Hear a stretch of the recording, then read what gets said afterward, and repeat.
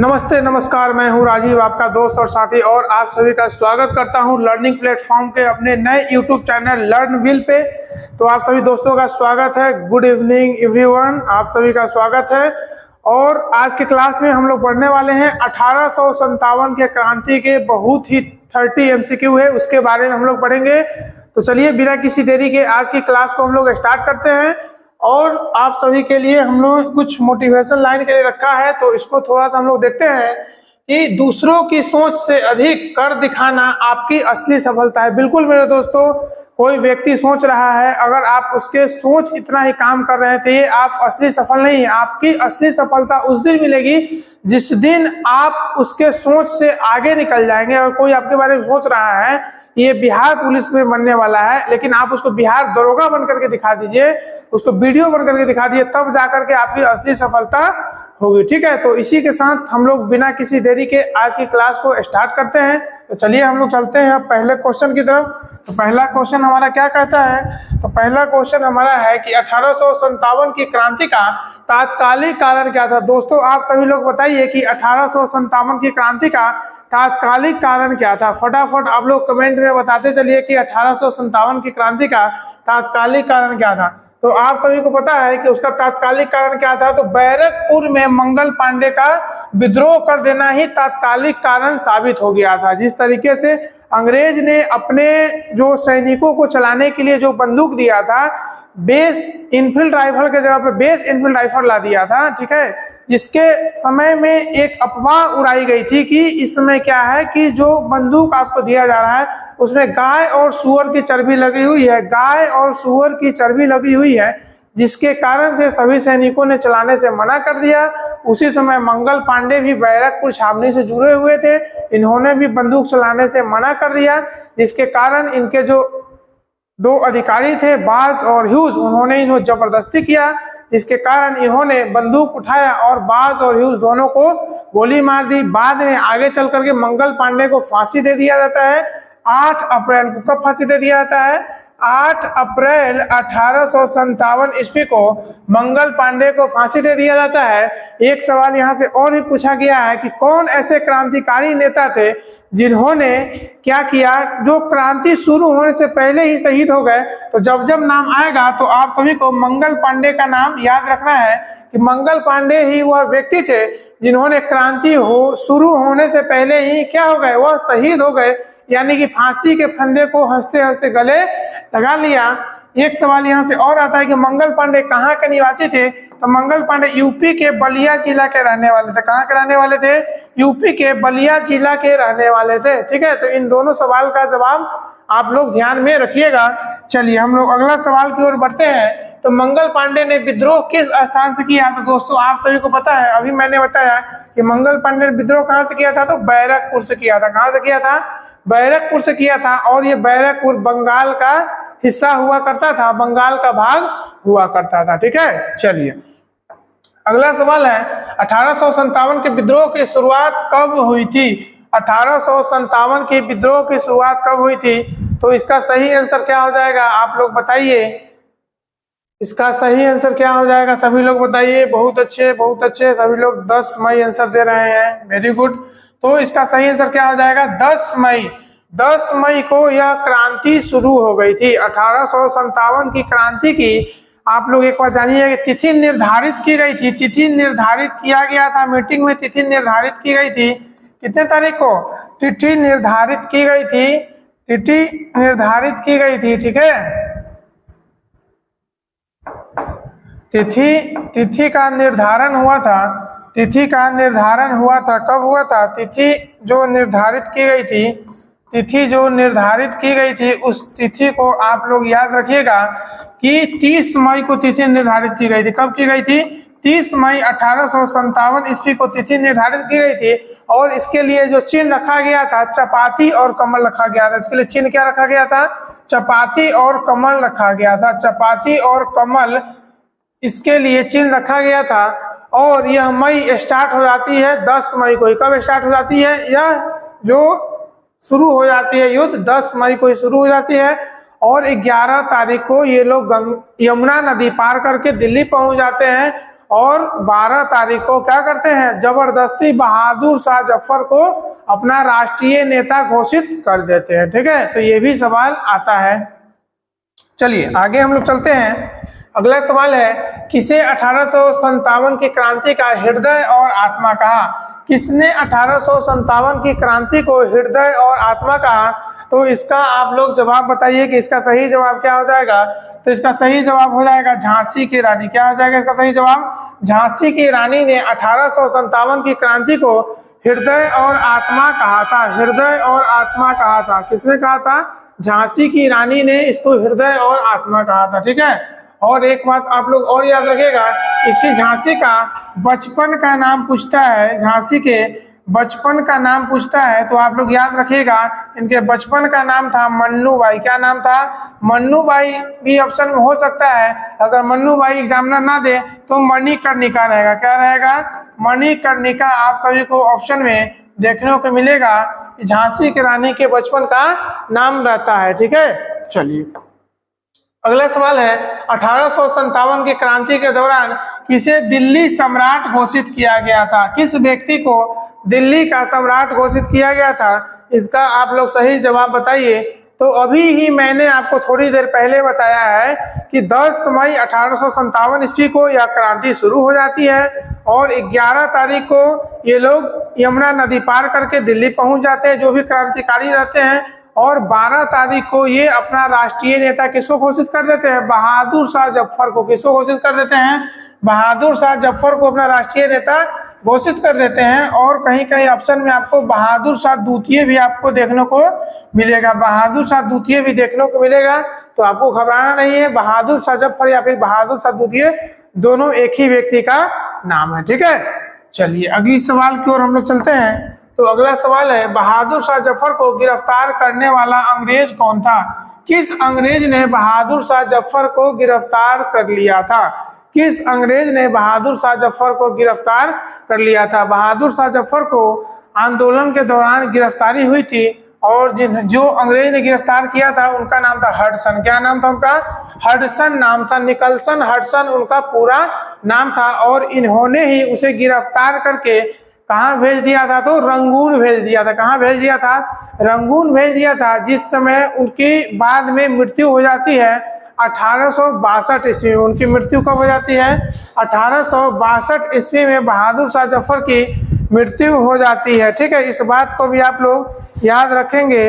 और उनके जब मृत्यु हो जाती है तो उनके जो मकबरा है उस पे एक बात लिखी हुई है, जफर इतना बदनसीब है कि उसे अपनी मातृभूमि में दफन होने के लिए जमीन भी नसीब नहीं हुई। यह टैग लाइन लिखा हुआ है किसके मकबरा पे? बहादुर शाह जफर के मकबरा पे लिखा हुआ है, क्योंकि आप सभी को पता है कि उनका मृत्यु कहाँ हुआ था? रंगून में हुआ था। ठीक है, तो ये भी चीज आप लोग ध्यान में रखेंगे। अगला सवाल आप लोगों का है कि नाना साहब ने 1857 की क्रांति को किस स्थान से विद्रोह किया था? इसका आप लोग सही आंसर बता दीजिए। Option A Jhansi, option B Kanpur, option C Bareilly या ऑप्शन डी लखनऊ। आप लोग इसका फटाफट से आंसर बताइए कि कहां से हो जाएंगे नाना साहब। तो आप सबको पता है झांसी से कौन थी? झांसी से थी झांसी की रानी। झांसी से कौन थी? झांसी की रानी थी। झांसी से युद्ध किसने लड़ा? तो झांसी की रानी ने लड़ा था। ठीक है, झांसी से किसने लड़ा था? झांसी की रानी ने इस युद्ध को संभाला था। और आप सभी को पता है लखनऊ से बेगम हजरत महल थी। कौन थी? बेगम हजरत महल। बेगम हजरत महल थी। ठीक है, बेगम हजरत महल थी। इस बात को आप लोग याद रखेंगे। और जैसे ही बात आएगा नाना साहब का, तो नाना साहब ने कानपुर से अपना कमान को संभाला था। ये कहां से लड़ाई कर रहे थे? कानपुर से इन्होंने लड़ाई किया था। ठीक है, और अंत में एक ऐसी स्थिति बन जाती है जिसके वजह से इसको भारत देश छोड़ करके नेपाल में कुछ समय के लिए शरण लेना पड़ता है। किनको? नाना साहब को। तो ये बात भी आप लोग याद रखेंगे। अगला सवाल की ओर हम लोग चलते हैं। तो अगला सवाल है, रानी लक्ष्मीबाई की मृत्यु कहाँ हुई थी? इसका आप लोग सभी लोग कमेंट में ऑप्शन बताइए कि सही इसका जवाब क्या हो जाएगा। Option A Kanpur, option B, option A Jhansi, option B Kanpur, option C Gwalior या ऑप्शन डी कालपी। तो झांसी की रानी की मृत्यु कहाँ हुई थी? इसका आप लोग सही जवाब बताइए। तो इसका बिल्कुल सही जवाब है ग्वालियर। उनका मृत्यु कहाँ हुआ था? झांसी की रानी का मृत्यु हुआ था ग्वालियर में। कहाँ हुआ था? ग्वालियर में। और जो इनका विवाह हुआ था ग्वालियर के राजा गंगाधर राव से, इनका विवाह जिस व्यक्ति से हुआ था, ठीक है, इनका जिस व्यक्ति से विवाह हुआ था उनका नाम क्या था? उनका नाम था, ग्वालियर के वह राजा थे, उनका नाम था गंगाधर राव। उनका नाम क्या था? गंगाधर राव उनका नाम था। इस बात को भी आप लोग याद रखेंगे। और उनका मृत्यु कहाँ हो जाता है? ग्वालियर में ही हो जाता है, यानी कि झांसी की रानी के ससुराल में उनका मृत्यु हो जाता है। ठीक है, इस चीज को आप लोग ध्यान में रखना है। अगला सवाल की ओर हम लोग चलते हैं। तो 9 नंबर आप सभी का सवाल है, 1857 की क्रांति के समय भारत का गवर्नर जनरल कौन था? 1857 की क्रांति के समय भारत का गवर्नर जनरल कौन था? तो इसका सही जवाब आप लोग बताइए। Option A Lord Dalhousie, option B Lord Canning, option C Lord Wellesley, option D Lord Ripon. तो इसका सही जवाब हो जाएगा लॉर्ड कैनिंग। क्या हो जाएगा? इसका सही जवाब हो जाएगा लॉर्ड कैनिंग। इसके उस समय क्या रहते हैं? भारत के गवर्नर जनरल रहते हैं। ठीक है, और इन्हीं के शासनकाल में 1857 की क्रांति होती है। ठीक है, इस चीज को आप लोग भूलेंगे नहीं। चलिए अगला सवाल है। अगला सवाल आप लोगों का है, किस भारतीय नेता को विद्रोह का मुखिया कहा गया? किस भारतीय नेता को विद्रोह का मुखिया कहा गया? इसका सही जवाब आप लोग बताइए। Option A Tatya Tope, option B Nana Sahab, option C Bahadur Shah Zafar, option D Azimullah Khan. तो इसका सही आंसर हो जाएगा तात्या टोपे। क्या हो जाएगा इसका सही आंसर? तात्या टोपे को क्या कहा गया? विद्रोह का मुखिया कहा गया। तात्या टोपे को क्या कहा गया? विद्रोह का मुखिया कहा गया। ठीक है, और तात्या टोपे का मूल नाम रहता है रामचंद्र पांडुरंगा। इनका जब मूल नाम की बात आएगी तो आप लोग एक नाम याद जरूर रखिएगा, रामचंद्र पांडुरंगा। रामचंद्र पांडुरंगा इनका नाम रहता है, मूल नाम। ठीक है, रामचंद्र पांडुरंगा इनका मूल नाम रहता है। इस चीज को भी आप लोग ध्यान में रखेंगे। चलिए अगला सवाल की ओर हम लोग चलते हैं। अगला सवाल है, 1857 के विद्रोह के समय रानी लक्ष्मीबाई का सेनापति कौन था? यहाँ पे सेनापति की बात की जा रही है, तो आप लोग इसका आंसर दीजिए। ए है तात्या टोपे, बी गुलाम गौश खां, सी झंझार सिंह, डी खुद रानी थी। इनका बताइए कि रानी लक्ष्मीबाई का सेनापति कौन था? तो बिल्कुल सही जवाब है, इनका सेनापति जो रहते हैं तात्या टोपे रहते हैं। कौन रहते हैं? तात्या टोपे रहते हैं। उनको तात्या टोपे से बहुत ज्यादा हेल्प भी मिलता है, जिसके कारण वो उतना दिन तक झांसी की रानी सरवाइव कर पाती है, यानी कि वह युद्ध को झेल पाती है। नहीं तो वह उतना लंबा समय तक युद्ध को झेल नहीं पाती। ठीक है, तो लक्ष्मीबाई का सेनापति कौन था? तो तात्या टोपे का आप लोग नाम याद जरूर रखेंगे। ठीक है, और अंत में क्या होता है, तात्या टोपे का जो मित्र होता है वो क्या कर देता है? धोखा देने का काम कर देता है। उस मित्र का नाम रहता है मान सिंह। उस मित्र का नाम क्या रहता है? मान सिंह रहता है। ठीक है, उस मित्र का नाम रहता है मान सिंह। ठीक है, उस मित्र का नाम क्या रहता है? मान सिंह रहता है। और आप सबको भी अपने जीवन में अगर कोई ऐसा दोस्त है जिसपे आपको शक है, संदेह है कि हमको धोखा देगा, तो उसको आज ही आप लोग छोड़ दीजिए, उससे दोस्ती तोड़ लीजिए। ठीक है, क्योंकि मान सिंह जैसे लोगों की हमारे लाइफ में जरूरत नहीं है। ठीक है, चलिए हम लोग आगे बढ़ते हैं। तो अगला सवाल है, 1857 की क्रांति को किसने सिपाही विद्रोह कहा था? दोस्तों इसका सही आंसर आपको बताइए कि किस व्यक्ति ने 1857 की क्रांति को सिपाही विद्रोह की संज्ञा दी थी? सिपाही विद्रोह की संज्ञा दी थी। तो इसका सही आंसर क्या हो जाएगा? ऑप्शन ए है बेंजामिन डिसरेली, ऑप्शन बी है सैयद अहमद खान, ऑप्शन सी है डॉक्टर अंबेडकर, ऑप्शन डी है टी.आर. होम्स। इसमें एक ऑप्शन और ऐड कर लीजिए, ऑप्शन ऐड कर लीजिए नन ऑफ दीज। क्या हो जाएगा? None of these, none of these. तो इसका सही आंसर इसमें से कोई नहीं है। इसका सही आंसर हो जाएगा जॉन लॉरेंस। इसका सही आंसर क्या हो जाएगा? जॉन लॉरेंस हो जाएगा। ठीक है, इसका सही आंसर हो जाएगा जॉन लॉरेंस। जॉन लॉरेंस ने इसे सिपाही विद्रोह का संज्ञा दिया था। जॉन लॉरेंस ने 1857 की क्रांति को किस चीज का संज्ञा दिया था? तो सिपाही विद्रोह का संज्ञा दिया था। हम लोग अगला सवाल की ओर चलते हैं। तो किस आंदोलन, किस अंग्रेज इतिहासकार ने 1857 की क्रांति को राष्ट्रीय युद्ध कहा था? किस अंग्रेज ने, किस किस अंग्रेज इतिहासकार ने इसको राष्ट्रीय युद्ध की संज्ञा दी थी? तो जैसे ही राष्ट्रीय युद्ध का बात आएगा तो हम सभी के जुबान पे एक व्यक्ति का नाम रहना चाहिए जिनका नाम है कार्ल मार्क्स। इनका नाम क्या है?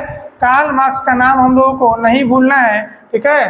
तो कार्ल मार्क्स ने ही इसे राष्ट्रीय युद्ध कहा था। किस व्यक्ति ने इसको राष्ट्रीय युद्ध कहा था? तो कार्ल मार्क्स ने इन्हें राष्ट्रीय युद्ध की संज्ञा दी थी। हम लोग अगला सवाल की ओर चलते हैं कि 14 नंबर सवाल है, किसने लिखा 1857 की क्रांति प्रथम स्वतंत्रता संग्राम थी? इस क्रांति को किसने प्रथम स्वतंत्रता संग्राम कहा था? Option A B D. Savarkar, option B Bal Gangadhar Tilak, option C Jawaharlal Nehru और ऑप्शन डी सुभाष चंद्र बोस। तो आप सभी को पता है कि सुभाष चंद्र बोस का तो उसमें जन्म भी नहीं था और जवाहरलाल नेहरू का भी जन्म नहीं था, तो बच जाते हैं दो व्यक्ति, तो ये भी उस समय नहीं आएंगे। ये तो भारतीय राष्ट्रीय आंदोलन में बाद में जुड़ने का काम करते हैं, ठीक है। तो इसका सही जवाब हो जाएगा बी.डी. सावरकर। सही जवाब क्या हो जाएगा? बी.डी. सावरकर, विनायक दामोदर सावरकर इनका पूरा नाम रहता है। और इन्होंने ही कहते हैं, क्या बोलते हैं कि स्वतंत्रता संग्राम थी 1857 की क्रांति क्या थी? एक प्रथम स्वतंत्रता संग्राम थी। चलिए हम लोग आगे चलते हैं सवाल नंबर 15 की ओर। तो 15 नंबर सवाल का आप लोग जवाब दीजिए कि 1857 की क्रांति के दौरान बिहार में विद्रोह का नेतृत्व किसने किया? जैसे ही बिहार का नाम आएगा तो हम सभी को किनका नाम याद रखना है? वीर कुंवर सिंह का। बाबू वीर कुंवर सिंह का नाम हम सभी को जुबान पे याद होना चाहिए। और बिहार से पूछे कि किसने नेतृत्व किया तो वीर कुंवर सिंह ने। आरा से पूछे किसने नेतृत्व किया तो वीर कुंवर सिंह ने। जगदीशपुर से किसने नेतृत्व किया तो वीर कुंवर सिंह ने। इन सारे जगह से नेतृत्व किसने किया था तो वीर कुंवर सिंह ने किया था, ठीक है। और कभी कभी एग्जामिनर पूछ देता है कि पटना से किसने किया था, तो पटना से तो ऐसे करते हैं पुस्तक विक्रेता पीर अली, लेकिन अगर ऑप्शन में पीर अली नहीं रहे तो आप सभी को क्या मानना है? वीर कुंवर सिंह ही मानना है। और यहाँ पे आप लोग एक जानकारी को और ले लीजिए, वीर कुंवर सिंह 23 अप्रैल को, कितने तारीख को? 23 अप्रैल 1858 ईस्वी को। वीर कुंवर सिंह 23 अप्रैल 1858 ईस्वी को, 23 अप्रैल 1858 ईस्वी को, ये क्या हो गया? 23 अप्रैल 1858 ईस्वी को, ठीक है। 23 अप्रैल 1858 ईस्वी को ये एक अंग्रेज को हरा करके आए थे। और बिहार में प्रत्येक 23 अप्रैल को इसी कारण विजय दिवस मनाया जाता है। और जब ये युद्ध में शामिल हुए थे तो ये बहुत ज़्यादा घायल हो गए थे। और 23 अप्रैल के 3 दिन के बाद यानी कि 26 अप्रैल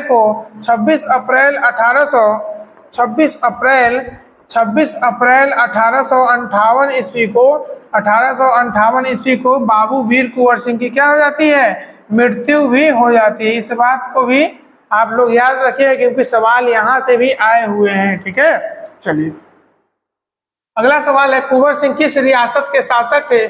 शासक किस रियासत के थे तो आप लोगों को भी बताया गया है। आप लोग बताइए। Option A Rohtas, B Arrah Jagdishpur, C Patna, D गया।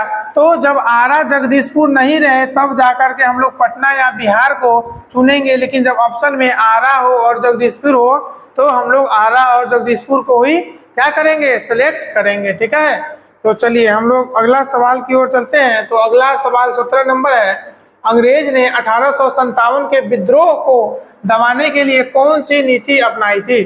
अंग्रेज ने 1857 के विद्रोह को दबाने के लिए कौन सी नीति अपनाई थी? तो आप लोग बताइए। कूटनीति, सैन्य नीति, फूट डालो और शासन करो, या उपरोक्त सभी? क्या हो जाएगा? तो इसका उपरोक्त सभी आंसर हो जाएगा, क्योंकि अंग्रेज ने कूटनीति भी अपनाई थी, सैन्य शक्ति भी अपनाया था और फूट डालो और शासन करो नीति भी अपनाया था, जिसके तहत इसमें जितने भी सारे जो राजा थे वो लोग शामिल नहीं हुए थे। तो इसका क्या हो जाएगा? उपरोक्त सभी इसका आंसर हो जाएगा, यानी कि ऑप्शन नंबर इसका डी आंसर हो जाएगा।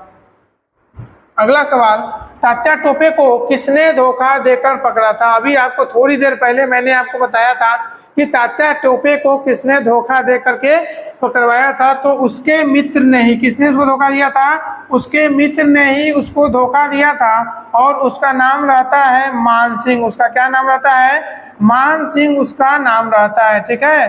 तो देखिए दोस्तों कि आपको भी अपने जीवन में ऐसे मित्र का तलाश करना है और उससे क्या करना है, उससे झगड़ा करके उससे दोस्ती तोड़ लेना है। उसके साथ दोस्ती ज्यादा इंतर रखने की जरूरत नहीं है, क्योंकि आपको क्या करेगा, वो धोखा एक न एक दिन जरूर देगा। और धोखा वो छोटा नहीं देगा, वो बहुत बड़ा धोखा देगा जिसमें आपकी जान भी जा सकती है। तो जिसके कारण क्या हुआ, तात्या टोपे को अपनी जान गंवानी पड़ी। उसके मित्र ने उसका सारा रिपोर्ट अंग्रेज को बता दिया और अंग्रेज ने पकड़ कर उसको फांसी के फंदे पे चढ़ा दिया। ठीक है, तो एक दोस्त ही है जो क्या करवा दिया, एक दोस्त को फांसी के फंदे पे चढ़वाने का काम किया। ठीक है, तो आप सभी को भी ऐसे दोस्तों से बचने की जरूरत है। अपने जीवन में ऐसे दोस्तों का तलाश कीजिए और उसको क्या करिए, उसको त्याग करने का काम कीजिए आप लोग। चलिए हम लोग अगला सवाल की ओर चलते हैं। तो अगला सवाल है, लखनऊ में विद्रोह का नेतृत्व किसने किया? लखनऊ में विद्रोह का नेतृत्व किसने किया?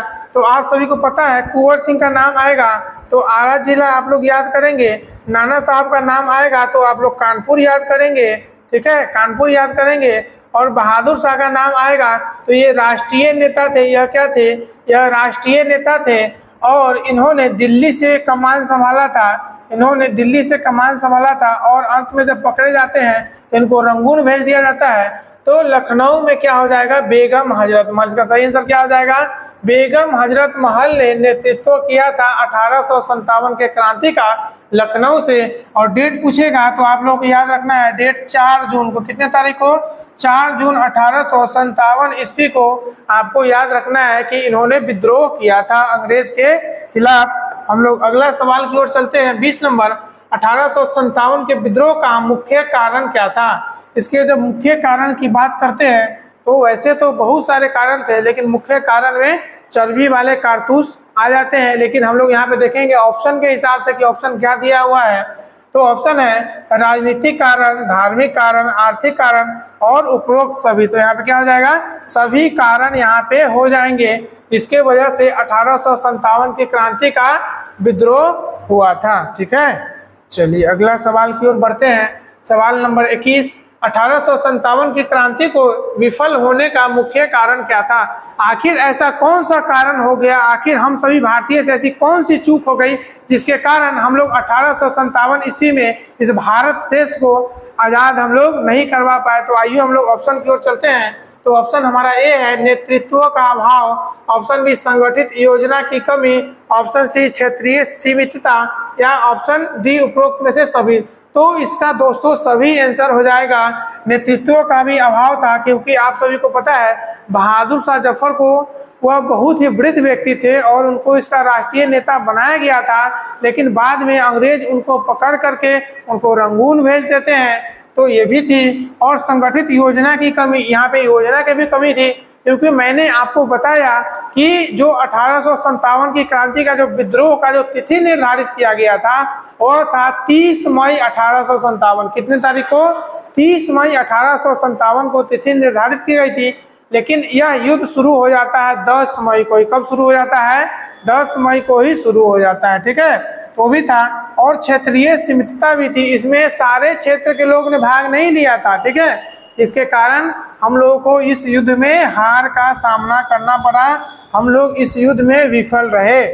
अगला सवाल की ओर चलते हैं। सवाल नंबर 22, क्रांति में भाग लेने वाले कई देशी राजा अंग्रेजों के पक्ष में क्यों थे? अंग्रेज के पक्ष में क्यों थे? जरूर देखिए, अगर कोई आपके पक्ष में है तो जरूर उसके पीछे उसका कुछ न कुछ लालच रहा होगा। तो चलिए इसकी सवाल को हम लोग आंसर देखते हैं। तो डर के कारण, लालच में, अंग्रेजों से संधि के कारण, तो सब कारण था। क्या था, उपरोक्त सभी कारण के वजह से सभी जो राजा थे वह अंग्रेज के पक्ष में क्यों थे, क्यों रहे? तो अंग्रेज के पक्ष में रहने का कारण क्या था, तो डर के कारण, कहीं हमको फांसी पर न चढ़ा दे, लालच के कारण और अंग्रेज से संधि के कारण। वो संधि कर लिए थे कि इस युद्ध में हम शामिल नहीं होंगे। उन्होंने अंग्रेज से क्या कर लिया था, समझौता करने का काम किया था। ठीक है, चलिए अगला सवाल नंबर 23 है। हजरत महल किस नवाब की बेगम थी? हजरत महल के हस्बैंड का नाम क्या था? नवाब की, किस नवाब की बेगम थी? यानी कि हजरत महल किसकी पत्नी थी? हजरत महल किसकी पत्नी थी जिन्होंने 1857 की क्रांति में लखनऊ से भाग लिया था और वह विद्रोह कर देती है 4 जून को। कितने तारीख को, 4 जून 1857 को विद्रोह करने का काम करती है। तो वह वाजिद अली शाह की बेगम रहती है। किनकी बेगम रहती है? वाजिद अली शाह की बेगम रहती है। इस बात को आप लोग ध्यान में रखेंगे। उनके हस्बैंड का नाम क्या रहता है? वाजिद अली शाह, वाजिद अली शाह। चलिए अगला सवाल है, 1857 के विद्रोह के बाद ईस्ट इंडिया कंपनी को समाप्त कर किसने शासन संभाला था? 1857 की क्रांति में जब ईस्ट इंडिया कंपनी समाप्त हो गई तो शासन आप सभी को पता है कि किसके हाथ में चला गया था? तो क्राउन के हाथ में चला गया था। बिल्कुल सही जवाब, किसके हाथ में चला गया था? शासन क्राउन के हाथ में चला गया था। सभी बच्चे कमेंट में एक बार लिख दीजिए, क्राउन लिख दीजिए सभी लोग।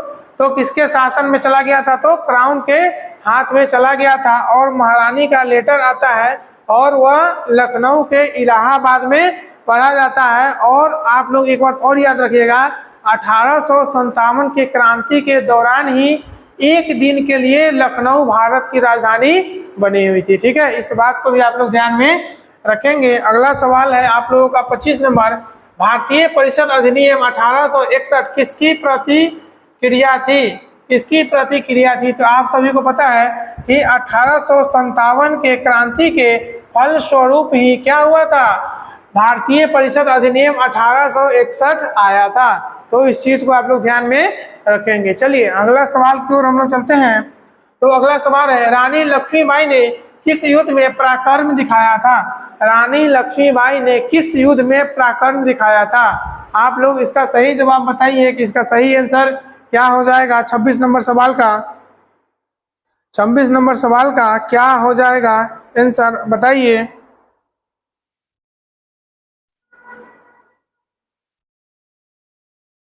तो इसका सही आंसर हो जाएगा, कालपी युद्ध में भी उन्होंने अपना पराक्रम दिखाया था, ग्वालियर युद्ध में भी और झांसी युद्ध में भी। यानी कि इसका आंसर हो जाएगा सभी।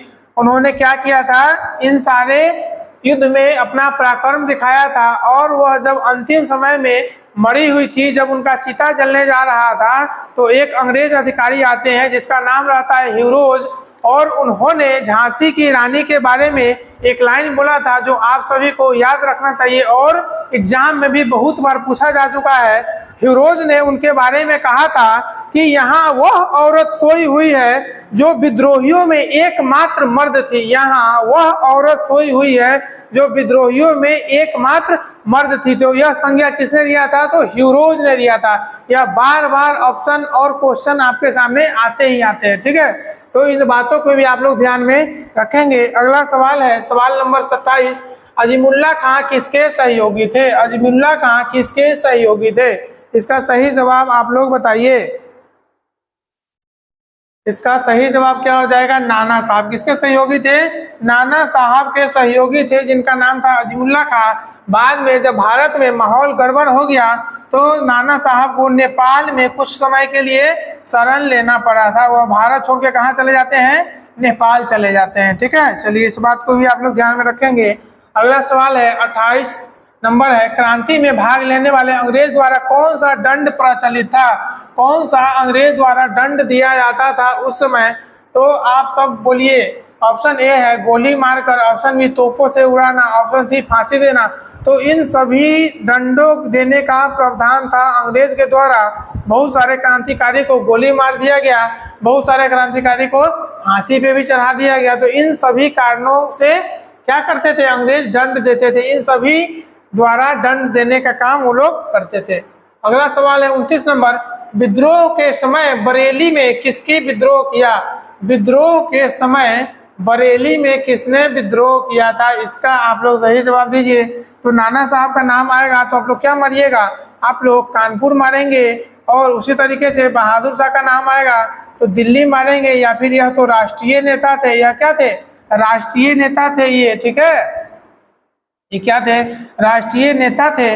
और अगला सवाल है कुंवर सिंह कहाँ से थे? तो ये आरा कहिए तब या फिर जगदीशपुर कहिए तब। ठीक है, आरा या जगदीशपुर इसको आप लोग कह सकते हैं। अगर ये दोनों ऑप्शन में नहीं दे तो आपको बिहार मारना है। आपको क्या मारना है? बिहार मारना है। अगर बिहार भी ऑप्शन में नहीं रहे तो आपको पटना मारना है। क्या मारना है? ऑप्शन नंबर आपको पटना चूज करना है। ठीक है, तो 29 नंबर सवाल का आप लोग जल्दी से जवाब दीजिए। तो ऑप्शन एक ही बचता है, तो इसका क्या आंसर हो जाएगा? बख्त खां। किसने किया था?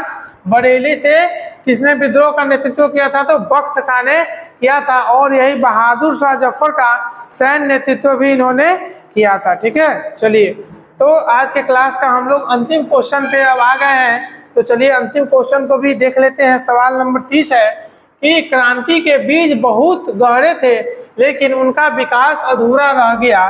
क्रांति के बीज बहुत गहरे थे लेकिन उनका विकास अधूरा रह गया, यह कथन किसका था? यह कथन किसका था? आप लोग बताइए। इसका सही जवाब क्या हो जाएगा? Option A Nehru ji, option B Seal, option C Bipin Chandra और ऑप्शन डी सावरकर। तो आप सभी को पता था कि अगर नेहरू जी की बात हो रही है तो अगर मोतीलाल नेहरू की बात हो रही है तो ये भी उस समय में इनका जन्म भी नहीं था। और बी.डी. सावरकर उस समय क्या कमेंट किए थे कि यह एक भारतीय क्या था? यह एक भारतीय आंदोलन था। ठीक है, यह एक था राष्ट्रीय विद्रोह था। यह क्या था? राष्ट्रीय विद्रोह था। और सील ने भी नहीं किया था। तो इसका सही ऑप्शन हो जाएगा बिपिन चंद्र ने। किसने बोला था कि क्रांति के बीज बहुत गहरे थे लेकिन उनका विकास अधूरा रह गया? यह कथन किनका था? तो बिपिन चंद्र का था। यह कथन किनका था? बिपिन चंद्र का था। तो चलिए आज की क्लास यहीं पे समाप्त होती है। अगर आप लोगों को यह वीडियो अच्छा लगा हो या फिर आप लोग इसी तरीके से टॉपिक वाइज MCQ देखना चाहते हैं, प्रत्येक टॉपिक का आपको मॉडर्न हिस्ट्री से मिलेगा। ठीक है, और भी बहुत सारे विषय को हम लोग धीरे धीरे कवर करेंगे। तो आप लोग मेरे चैनल को सब्सक्राइब कर लीजिए, लाइक कर लीजिए और जो भी आपके दोस्त हैं जो पढ़ने वाले हैं जिनको यह काम का वीडियो है उनके साथ आप लोग शेयर भी कर सकते हैं। तो आज की क्लास के लिए इतना ही। Thank you so much.